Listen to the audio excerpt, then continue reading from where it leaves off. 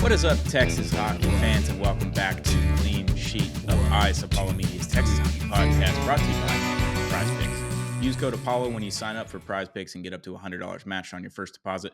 Prize Picks is a daily fantasy app where you hit more or less on every stat, every game, every night, every player. So if you're me, I'm hitting Jason Robertson, I'm hitting Wyatt Johnson, I'm hitting more than on all of their offensive stats. Not a big deal.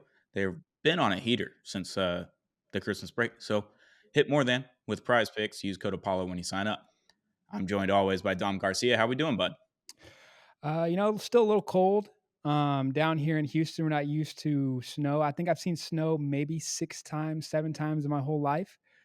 Locked in the house Tuesday, but looking outside, the sun's out. Stars about to play one of the best teams in the league coming up, and we're heating up. Yeah, it's good and then it's bad. It's good and then it's bad in the last couple of games. And we saw a really good game against Detroit where they went up 3-0 and kind of held the lead all the way till the end. And then we saw a stinker against Carolina where Pete DeBoer said it was like a playoff type of game where it was a chess match. And I'd like to argue that it was more sloppy play by both teams through 2 periods. I mean, they didn't even have 20 combined shots, I don't think, by the end of they had 21 combined shots by the end of the second period. Like, they had 7 or 8 shots each through like 17 minutes of the second period. It was gross. It was a gross game. But coming away with the loss there, 2-1, they couldn't find a way to get into the net. Had a lot of good chances. I think they had the better chances. Took a loss. It is what it is. Happens in the NHL against a really good team like Carolina, and kind of similar play style. But tomorrow night, Friday, as you're listening to this, Friday night, you, me, and Enrique will be in the building at American Airlines Center to watch the Stars versus the Vegas Golden Knights in what has become one of the best non-original 6 rivalries in the NHL over the last half a decade or so. Yeah, me and Enrique, we thought about it, and this is the perfect time to get up there. It's going to be a huge game.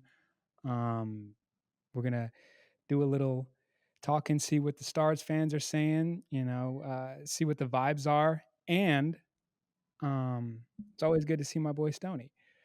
Yeah. But yeah, like you said, I mean, that last game, I didn't think about it the way you did, but now that you say it, there was some really sloppy passing, both teams, but it felt impossible to get an entry into the offensive zone. Both goalies played really well, but yeah, everyone just kind of felt scared to be aggressive in that game. One thing I do want to point out, though, Essel and Dell look fantastic. I watch the ESPN broadcast because I don't get to watch it that often. It gets blacked out. But Kevin Weeks was mentioning,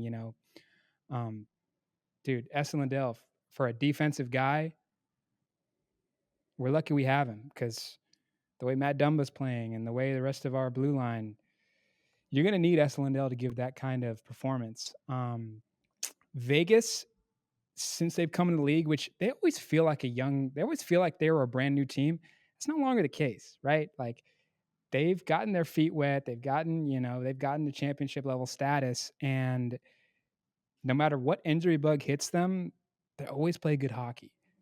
And we saw last game. I mean, we saw Robo get good looks. We saw Stank have some really close opportunities. You get better passes, you get better stick work. Those probably go in. This is a really, really big game. We could really use these points, and I'm excited to be in the building finally to see this season's Dallas Stars. Yeah. Is this your first game of the season up in Dallas? Yep.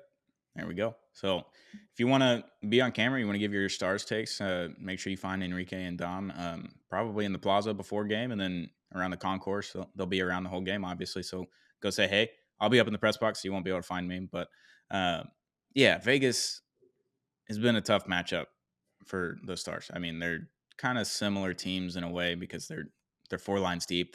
They play really good defense. They usually have good goaltending. And then they also have Jack Eichel now. So that's a little wrinkle that they didn't have 2-3 years ago, whenever that was. And they're just a dangerous team night in and night out. They play hard and they play tough. And it's going to be a tough matchup. I think it's going to be similar to the Carolina game. I don't think there's going to be a ton of chances, or I think there's going to be probably a ton of chances, but not a ton of goals. Like we saw in the Carolina game, Stankoven, he had that wrister, got it off the blocker, got it right back, and tried to poke it into the net, hit the post, hit the goaltender, and then the goaltender falls on it. That was tough. Bork also had an incredible look, Yeah. hit the post. Jason Robertson had two really good looks in the first two periods, but the goaltender just won the game for him. He kind of stole a game for him, and the refs were incredibly questionable. That was tough. They called a goaltender interference on Sam Steele, where his skate knocked the goaltender's skate out and he fell down. And the same thing happens in the third period with 5-6 minutes left. Jake Ottinger goes down to the ground, no call. And then immediately after that, they called a delay of game penalty on Brennan Smith, where it clearly touched the stick. There was no way, shape, or form that puck was getting out of the zone, let alone out of the glass. And they went, obviously, the Stars challenged it and got the review, and I don't know. It was a tough game, and it just didn't fall the Stars' way. And Jake Ottinger and Pete DeBoer, they all just seemed kind of chipper. They were just like, you know what, that happens. They didn't take it too hard. Sometimes you can tell DeBoer's pissed, and he wasn't. He said they played really good hockey, and they had a chance to win. They had the better chances to score, and it was what it was. But Rupe Hintz came back from injury in that game, so a little bit more healthy. But yeah, Vegas is going to be a tough one. I'm excited to see how the Stars match up against Vegas. It's always a fun one, even in the regular season.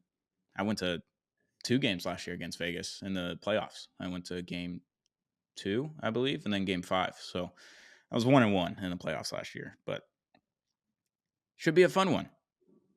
Will be. I'm really excited. I can't wait. For those who don't know, the Houston Dallas drive about 3.5, sometime. Yep. I mean, could be 4. I mean, depending on how bad the drivers down here are.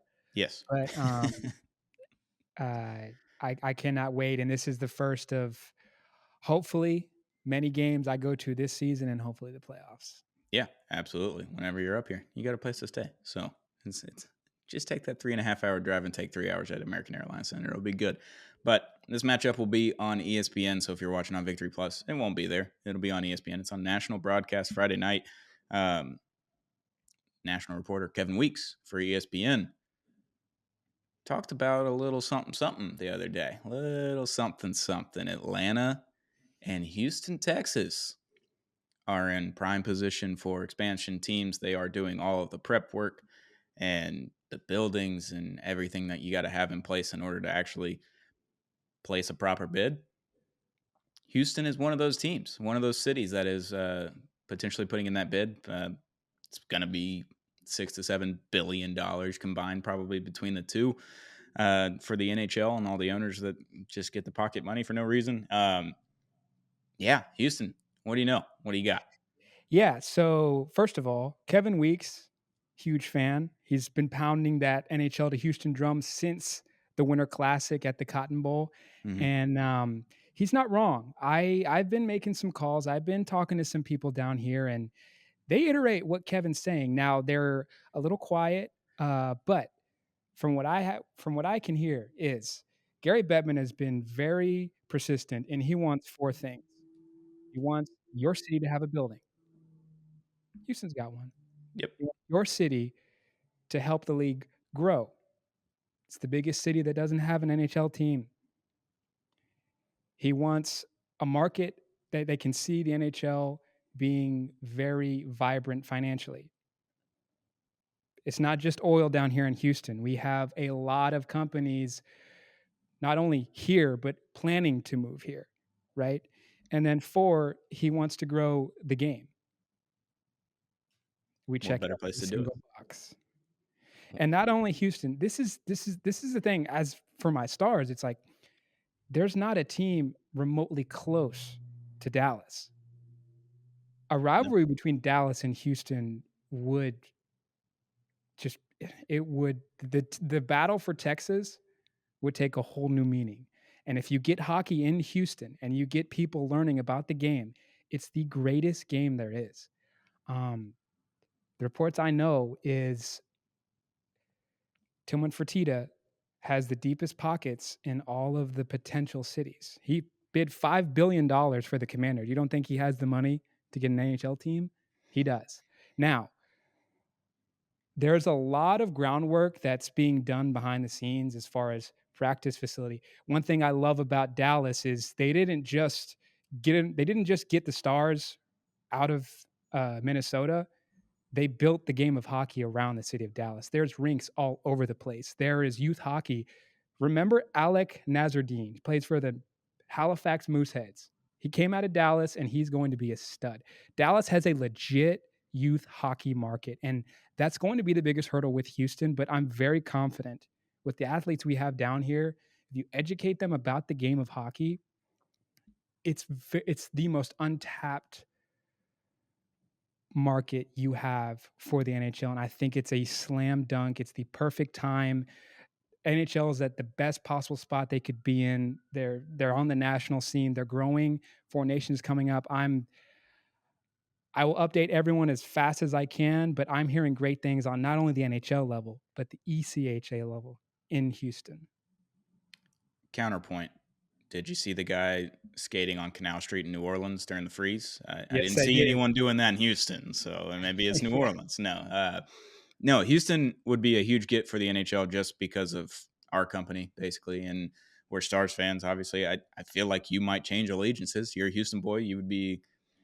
It'd be a tough switch to do it. You might just have a second team, and they happen to be rivals. I don't know what you're gonna do with that situation when the time comes, but Houston getting an NHL team would be huge just for the rivalry of us, and then adding more hockey into the South. Nashville is obviously just enormous hockey arena now.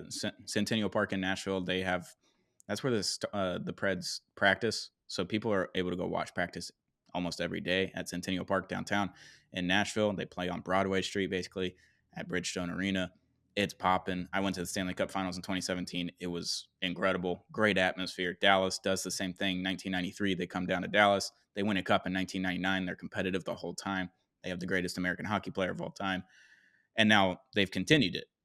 Obviously, there was a big lull there where they weren't very good, but Jamie Benn and the boys, they've got it together. They went to the Cup final in 2020, been in the Western Conference Finals 2 years in a row. It's always it's always fun to see people wearing Stars gear in Dallas. Like, it's a Cowboys town through and through. They live and die by the Cowboys, but there's a lot of Stars gear in Dallas. So I think adding Houston, just putting them in Toyota Center where everybody's used to going and everything, and get the Rockets and whatever you're going to call your team, the Arrows or whatever it may be. And I think it would be really good for the city of Houston to have another sport because you have 3 million people there. The chances are you're going to be able to get 18 to 20,000 people into the arena each and every night for 41 nights a year, plus playoffs if you end up making that eventually. And 3 million people, you've got plenty of space and people to fill hockey rinks with kids for the youth programs and everything. You'd be able to do it. You've already got the practice arena going. Big locker room is what you said. Big locker room, a lot more space than what the Rockets even have in their training facility. It's going to be good if it happens. Obviously, it's looking like that if Kevin Weeks is reporting Atlanta and Houston. Atlanta already had a hockey team and it failed, and I credit that to Atlanta fans. I don't think Atlanta fans are very good. I think Houston fans are better than Atlanta fans. How much better can they stomach a expansion team where the CBA is going to change what happens with an expansion team? We saw Vegas come in and Seattle come in and immediately make the playoffs. Obviously, Vegas makes the final. It's going to be different. They're going to be bad for a few years. They're not going to be very good necessarily unless they luck out and they have another team of misfits like we saw in Vegas. But if you can stomach a 2 year, 3 year kind of thing where you get to go watch hockey, learn the game, learn the rules, learn the environment, cheer when they're killing penalties and shooting the puck down the ice, and you're like, yeah, that was a good play, even though you don't understand it. If we can get to that point, then you can build off of that. And you've got the Astros, you got the Rockets that are really good right now. The Texans obviously are really good. It's a good sports town. It's a great sports town. It's It's Texas. a great sports town. I mean, there's a reason Final Fours are coming to Houston. There's a reason last year's college national championship in Houston, World Cup coming to Houston, Super Bowls, multiple have come to Houston. Houston is a market. If you have a professional sports organization, you're doing your business a disservice by not being in a market like Houston. And it's going to elevate everyone around us. I mean, I love the two Florida teams, and that's a great model for me. I really, really want to go to the stadium series next year. Um, the Florida teams are killing it, and I promise you, it might not happen year one, but eventually we can have a Tampa, Florida success story in Houston with Dallas. I promise you. Yeah, and Dallas wasn't great immediately when they showed up in 1993. They were good, but they weren't great. And then they added Zubov in 1995, and then after that, it took off. Obviously, they get a centerpiece defenseman along with the best American hockey player, and things can kind of take off. In '99, they obviously win the President's Trophy, win the Cup. They go to the Cup the next year as well. So it can snowball pretty fast. That was a 6-year turnaround, and obviously they win a Cup. They go to another Cup right after that in 7 years. So like it takes time to build a winner and to build a championship caliber team, but Houston is a great place to do it. I think it'd be way better than what happened in Phoenix. I think you'd have owners that are willing to spend money and make sure that the players are actually taken care of in that way. And then we've seen what's happened with the Astros, the Texans, and the Rockets. Like they've had great scouting departments over the last decade, essentially. Texans and Rockets more recently than others, but you have a way to build a winner here and have a way to sell out the crowd each and every night. And I think it would just be really good for hockey, not just the state of Texas, but for hockey. You add a rivalry to the map, and you get the Tampa Florida rivalry is impeccable. In-state rivalries always work. Why wouldn't you try to do one in Texas, which is the most sports crazed state that we have in America? Like we love sports here in Texas, so why wouldn't you do Houston? I'm looking forward to it. I want to hear more as information comes out. We were thinking Four Nations is kind of be when more stuff starts to leak out. But if Kevin Weeks is already tweeting it, he's an ESPN guy. I think it's where there's smoke, there's fire. So let's get Houston in the NHL. Absolutely. And last thing I'll say on it is maybe the last quarter or the third quarter of 2024, Tillman Fertitta met with Gary Bettman in New York. They're not taking meetings just to discuss vacation homes. Like they're meeting to do business. Tillman Fertitta is a businessman. He does business. And um, I'm also hearing that on the hockey side, he's doing his grunt work there. He's not just going to come in and only work on the business side. He's getting you know, former management in hockey team X, hockey team Y. He's laying the groundwork, even though it's not being stated. From the people I've talked to, he's laying the groundwork, and I'm very optimistic and excited. We'll probably hear something within the next 12 months. Definitely. Yeah, it would be huge. And we've got sports betting coming to Texas here in the near future as well with the new Mavericks owner. They've already bought land for it. And there's going to be sports books in Texas eventually.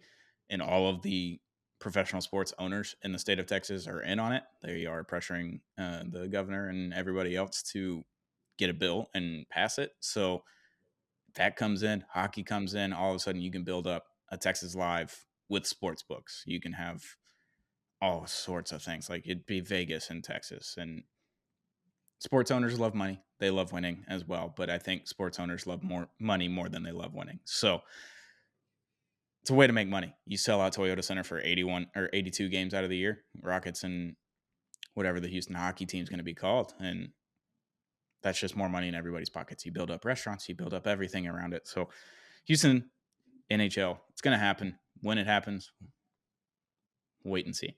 Just But stay ready. Just stay ready. we're going to be there. We're going to get it. And we're going to do a hockey day in Houston there in March, right? March 15th, I believe. Yeah. So Yeah, hockey it's day in Houston. last year was a really nice event. We were expecting, I think maybe if we had 500 people, we'd be pumped. But last year we had 4,000 people come right down the road from the studio, actually, at St. Arnold's Brewery, and we had a lot of fun. NHL Hall of Famer, son of Gordie Howe, Mark Howe was there with his brother Marty. They're going to be there again this year, so I'll be there. Yeah. We'll You get guys some know what to cameras do. and some mics around. We'll talk to people that want Houston hockey and we'll get it done. We'll just start pressuring the NHL. Just bring hockey to Houston. It'll be fine. Um, Trade chatter. Dallas Stars are obviously going to have a lot of money at the trade deadline at the first week of March with Tyler Shagan on the LTIR, more than likely. They still haven't put him on LTIR, by the way. It's just injury reserve. I think they're waiting closer till the deadline to do it. It's weird, but they're still saving money by having him on IR anyway. So it's complicated, but they're going to do it. he's still 5-6 months away, which is tough. Yeah, It's it's a going a tough little bit slower. surgery. It's going slower, and it's the second one, obviously same hip, so not ideal. But trade chatter, there's been a lot of trade chatter over the last week. Someone wrote an article, I can't remember who, so sorry about that. But Brock Nelson is being eyed by Jim Nill, the GM of the Dallas Stars, and we've already said Brock Nelson. He fits the mold for Jim Nill, the UFA at the end of the summer, and he's a big physical power forward that you can throw on the power play. You can throw him on penalty kill. You can do all the sorts of things and just add another center depth to the lines. And I think it'd be a good fit. I obviously would like something with more years and maybe more upside, but he scored, I think, 27 or 30 goals over the last 3 years. This year he's a little bit slower, and the Islanders kind of stink. So I'm pointing it towards that. But he scores a lot, and that's something that we've been missing. So Brock Nelson of the Stars, what do you think?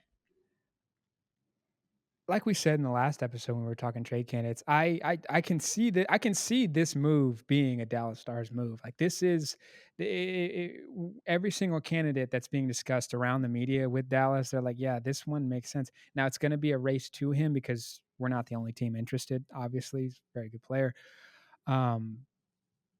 But based on what you'd have to give up, I'm very for this type of move. I wish, I wish we could make the call. Obviously, we can't, but you know, it'd be a very nice piece to add to our team, and I think he would have no trouble falling in Peter DeBoer's lineup. No, absolutely not. And I think that's more of a prospect. You don't have to give up necessarily a high draft pick for Brock Nelson, maybe a third rounder or a fourth rounder plus a prospect like Antonio Stranges or something else from Texas Stars. Uh, Forward depth in the AHL is not necessarily great for the Dallas Stars. There's a couple of guys that they're interested in, but nothing's popping out like Rupe Hintz or Jason Robertson or Logan Stankov and Maverick Bork. We don't have that anymore. They're all up now, which is a good thing. It's what you like to see, but you also have a more of a barren AHL roster outside of Liam Bichel, who's apparently untouchable. So you wouldn't have to give up too much, and you're not too worried about your forward depth at the AHL level. So you could give up something like that in a mid-round draft pick and get that done, just like they did with Chris Tanev last year. Another name that popped up on the radar this week, Jeff Merrick. He has a daily podcast called The Sheet. Asked the question, would the Stars be interested in Seth Jones? Seth Jones came from Dallas. He's an Arlington boy. He's a Dallas kid. The Stars were very interested in 2021 when he was made available. They didn't get him, obviously. Chicago did and signed him to a giant contract. I think it's $9.5 million. Seth Jones to Dallas. What do you think? Um, I think there's mutual interest. I think Seth Jones would love to play for this Dallas team. Uh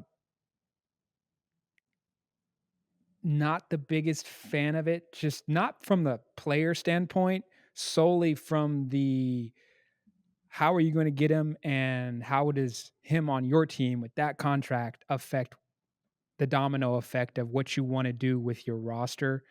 Um, I'm good with not having him, but also I have to concede he'd be better than what we have right now. I just don't know if that's the answer long term. I, what do you think?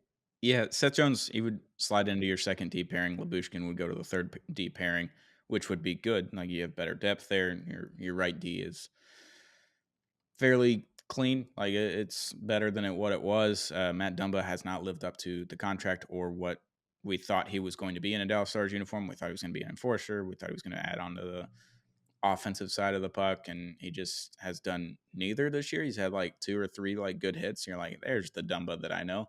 He doesn't throw him every game. He's getting healthy scratch now. Brendan Smith is in. Brendan Smith's been pretty good this year, but he's not an elite level defenseman. He's a good defenseman. He is your third pairing guy, whatever.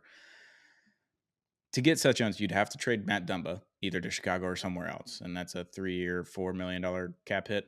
So you're getting it maybe $6 million back with Seth Jones, and he would be better than Matt Dumba. He would play more than Matt Dumba has played this year, and for that, it would be better. But the adding $6 million to your cap hit when you got to sign Wyatt Johnson this offseason. You got Robo coming up in a year. You got Harley coming up in a year.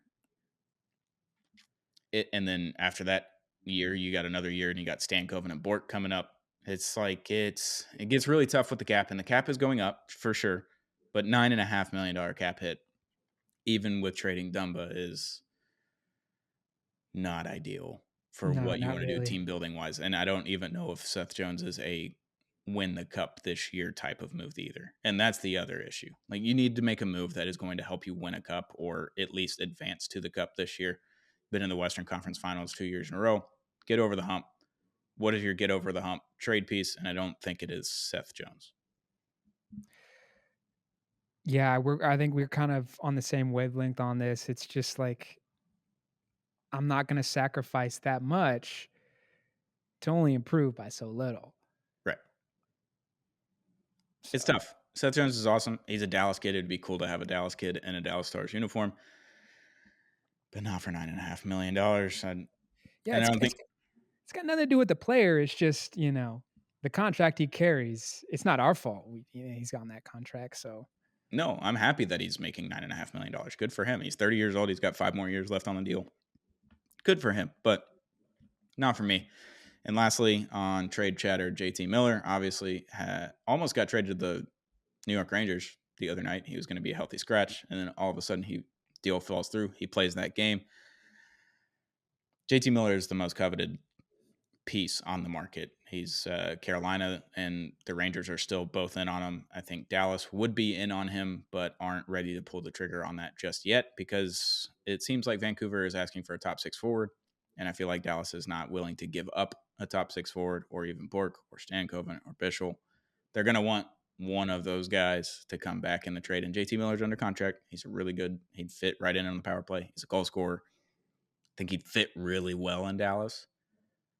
And I think he would waive his no move clause for Dallas because it is a cup contender. But I don't want to move any of those 3 pieces. I don't want to move Bischel, Bork, or Stankoven. I'm good on keeping those guys and keeping the run going a little bit longer. yeah, like I forget how young Stank is, like Yeah. just in life, and I know he's not. I know his name's not entering the stat sheet that much, but I'm telling you, like the more he progresses in his career, like you trade him now, you're. And then with JT, it's like if there was a coach who could handle him and the baggage he comes with, it's our coach. It So, is. um, here in Houston, we had the same thing with Stephon Diggs. On a playoff team, they're actually Buffalo has a chance to go to the Super Bowl now without him, but um, everyone was just kind of out on him. Comes into Houston, and I can attest because I was in the building. He his energy changed. I think he had as much fun playing football as he ever had. And you put him in this lineup, and just JT, his ability on the power play alone would move Godspeed for this team. But to give up what apparently they're asking, and there's a little bit of tug and pull going on with that. Will they get will they get what they want? Hell no, in my opinion. No. But it's going to be a race, and I don't think every buyer that wants him is in the same position that we're in. So it's kind of like they rip the cord and they do a big trade, and someone has to leave. I would contemplate, like I would find ways to say yes, this was worth it. But if we don't, I'll find ways to say, man, you're going to be thanking us for keeping these players that we have. So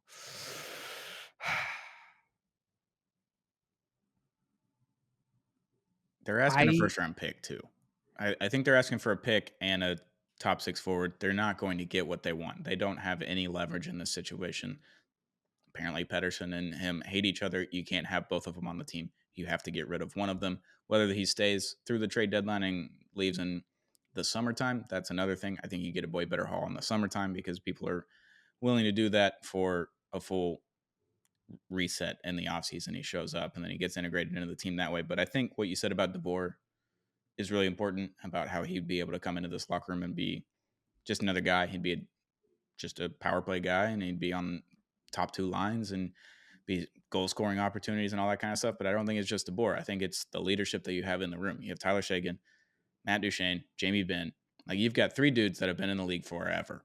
And Sagan's won a cup. They obviously have come close to getting to the cup and winning a cup in the last 5 years. You've got the leadership in the locker room outside of the coach to be able to handle certain personalities and differences and all that kind of stuff. Like Dumba, he was a very controversial pickup in the offseason. The guys love Dumba. He just hasn't performed up to the level that we thought he was going to have. And giving him a bigger contract for multiple years was a miss. But you have misses in free agency, you have misses in trades. I think JT Miller would be a hit. However, what do you have to give up in order to get him? I would give up a first round pick and few prospects. Like, I would do that all day long. But I'm not the GM. I'm not in charge of it. And I'm just not giving up any of my NHL talent. And No. I think that's the holdup right now. The Rangers probably didn't do it because they didn't want to give up any of their NHL talent that they have, like, unless they were going to move Chris Kreider, but maybe they said no to that. And then Carolina, I was talking to my buddy. He's a Carolina fan. I was talking to him before the game the other night, and he's like, I would love JT Miller, but we don't have any future right now. Like, we don't have an AHL. Like, we can't give up that along with first round picks and get JT Miller. Like, that doesn't necessarily win you the cup. I think JT Miller could push the Stars over to where they were last year with Joe Pavelski in the last few years, where offense was just easy. I think adding JT Miller to the mix, that would make offense a lot easier. I'm not saying he's Joe Pavelski, but making offense easier would be huge for the Stars in getting JT Miller. But it's not going to happen this month. It's probably not going to happen next month. They're going to hold on to him until March, I would believe. Yeah, once the other teams, like this fire sale that's supposed to happen in Pittsburgh, once these other fire sales start happening, I think that's when the That's when the floodgates open. it's the floodgates open, and if we can get him for the right price, which I'm kind of confident like we can, we'll just have to wait and see. Yeah, it'll be tough, but I think we could do it. And I think Jim Nill, I mean, he's won GM of the year 2 years in a row now. He's always made the right move at the trade deadline that's made the team better. Dadonov and Domi 2 years ago, that got him to the Western Conference Finals, fell short, obviously, against Vegas. And then last year, you get Chris Tanev, shore up the back end, don't have to play Hakanpää anymore, even though he was hurt. But, like, doing that trade made the team exponentially better. Doing 2 trades, I think, is what's going to happen. I think you're going to get a forward, and I think you're going to get a defenseman. I think they're going to do that. You kind of need it. Yeah, and so that makes your star, like, headhunting easier or harder, rather. Like, you don't get to go get one star. And if you need both things, you got to go get 2 guys that are going to be on your third or fourth line or your second or third D pairing. And that would be okay, because that would make the team deeper and better. And then you get Sagan back in the playoffs, and then all of a sudden the offense is easy again, whatever. But I think a star is needed more so than more depth. I think we have plenty of depth. So star hunting is what I would like to do for the Dallas Stars. But I'm not the GM. I'm not in the locker room all the time. I'm in there after the games. I don't know anything. I talked to 3 players a night after a game, and DeBoer and everything. You don't get anything out of that. And you see Jim Nill. Jim Nill was on the phone after the Carolina game. Don't know who he was talking to, but he was on the phone. I saw him in the tunnels afterwards. So maybe he was making some calls. Who's to say? We can only wish. I hope so. But before we go, we'll talk about injuries. Rupe Hintz returned back to the lineup against the Canes on Monday night. He looked fine. Didn't look crazy. I think he was taking really short shifts in between 20 and 45 seconds. He was in and out of the ice very fast, and he was on the third line. I think they were just kind of easing him back into it. I don't know what his minutes were on the ice, but I think they're just easing him back into it. And Wyatt played what DeBoer said after the game was Wyatt played really well in Detroit at the center position on the top line. He wanted to see another night of him at the center position. I think Wyatt looked good. I don't think he looked great necessarily, but no one really looked great in that game, so can't take anything away from that. But I would assume Rupe is going to be working his way back to the top line and put Wyatt back with Ben and Duchene, or Ben and Stank, or whoever it may be. I think you get Jamie Benn and Wyatt Johnston together. That's been the best production that we've seen out of those two guys this season is when they play together. So I think Rupe's working his way back to the top line, and then we can move Wyatt back to Jamie Benn. Yeah, it felt like an NHL rehab assignment, to me for Rupe. Uh, I wasn't that first shift, to be Yeah, he honest, I don't started the game. yeah, yeah, so I don't even remember, like It was 20 seconds. It was just back and forth sloppy passes, turnovers, and then he was off the ice after a turnover in the defense or yeah, offensive zone. so, I mean, it was kind of a perfect time to have just get your feet wet because we got Vegas Friday and I believe St. Louis the next day, Yep. so kind of a squeeze right before Four Nations, and, I think, as long as we have a healthy Rupe coming out of Four Nations, um, we'll see where Marchie's at. I think I saw some tweets today. He was in a different color jersey, but from you would know more than me. I've heard very positive things on the health of Marchman, and Rupe looked fine to me in his first game back. Yeah. We saw maybe one or two of his bursts where he'll skate through the defense and get behind the defenseman and everything. We saw one or two of those against the Canes, but the Canes weren't allowing that to anyone. So tough game to judge where he's at. And I don't think he played a ton of minutes, but he did play on the PK, which was big. And I don't think he played on the power play, but he's working his way back. He'll get more minutes as the next week goes on. We'll see what happens tomorrow night in Vegas when we're watching in person, where he's at, what lines he's on, and all that kind of stuff. But yeah, Rupe's back, which is huge. You need that guy. He's your top line center. We love Rupe. So glad to see him back. And then Mason Marchment, like you said, working his way back from a facial injury. He had to get surgery, and it's taking a little longer than what they thought. It was going to be 2 to 3 weeks, and now it's been a month, and we miss him. Obviously, you put him with Duchesne, and that chemistry, even without Sagan, has looked really good. So Mush, he skated on Monday morning at morning skate. He did not have a non-contact jersey on, so that was big. But he skated with a bubble. He'll be in a bubble for the foreseeable future, just like Matt Dumba has been. I think Dumba gets out of his bubble after Four Nations. So Mush skating again, huge. We need him, and the reports are that he'll be back either before or right after Four Nations, is what the board told the media on Monday morning at morning skate. Um, yeah, getting Mush back will be huge because then you get an NHL level guy on the line, so you don't have a rookie in there. You get some of the chemistry back, and he's been on it. He was on a heater this year. Like the first Yeah. month, the Stars aren't where they're at without Mason Marchment this to start the season. The first month and a half, he was on a heater. He was scoring goals, setting up plays, all the stuff. So we'll get Marchment back here in the next hopefully week or two, and then if he doesn't show up before then, he'll be back after Four Nations at the end of February. So be huge just to have healthy legs, one, and two, chemistry. So Mush on his way back, but we'll see how long it takes him. Yeah, and, it can I mean, people don't realize, like, right here, your nose and your orbital, it's not a matter of just putting a shield over it, like, you gotta breathe, Yes. and, it's really hard to do that when stuff here is not right, and, um, that surgery could have really put a halt in his return, and luckily, it hasn't been too bad, and, the lineup desperately needs him. I think we escaped a close one because that could have been a lot worse. And Yeah. I'm excited whenever he comes back to have him back on the bench. Yeah. And I think Mush has missed about the same amount of time as Dumba did before he started skating. Dumba is probably going to return much quicker than he did because he never got surgery. He had We don't even know what Dumba's injury was. No one said anything. They said it was his face. We don't know, and it didn't happen during a game. That's all we know about Matt Dumba's injury. We know more about Mush's because we saw it happen on the ice. Obviously, got puck to the face, and yeah, getting surgery. But the biggest thing, like you said, is breathing and conditioning. So he's got to work his way back to that. So there's no need to rush it. The Stars are still in a good position. They're second, maybe they're third in the Central. I don't know. I haven't looked at the standings since Monday, but they were second heading into the Monday's game against the Canes in the Central Division. So you haven't lost any ground and you haven't really gained any ground. So you're still in the same spot.